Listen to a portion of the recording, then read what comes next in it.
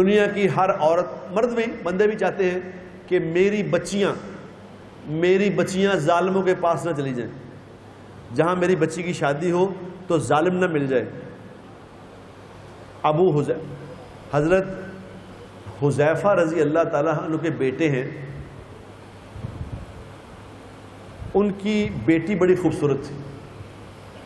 حجاج بن یوسف نے ان کو پیغام بھیجا کہ اپنی بیٹی کی شادی مجھ سے کرو۔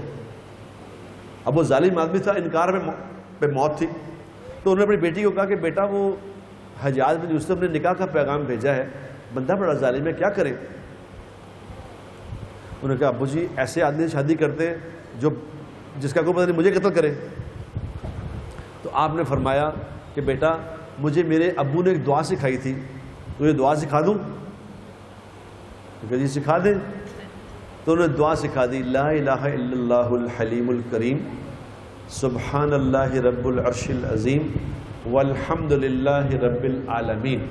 اتنی دعا یہ پڑھ بیٹا جب تیرا شوہر سامنے آئے یہ دعا پڑھ لیا کر۔ شادی ہو گئی، نکاح ہو گیا، گھر چلی گئی۔ تو کچھ دنوں کے بعد جب گھر واپس آئی تو پوچھا بیٹا کیسا رہا تیرے شوہر سے ملاقات؟ کہا ابو جی آپ نے جو دعا سکھائی تھی، جب میرا شوہر سامنے آتا ہے میں دعا پڑھ لیتی ہوں، مجھے لگتا ہے دنیا میں اس سے زیادہ مہربان آدمی کوئی ہے ہی نہیں۔ جو اپنی بچیوں کو یہ دعا سکھائے گا انشاءاللہ تعالی یہ بچیاں اگلے گھروں میں جا کے خوش رہیں گی۔ لا الہ الا اللہ الحلیم الکریم، سبحان اللہ رب العرش العظیم، والحمد للہ رب العالمین۔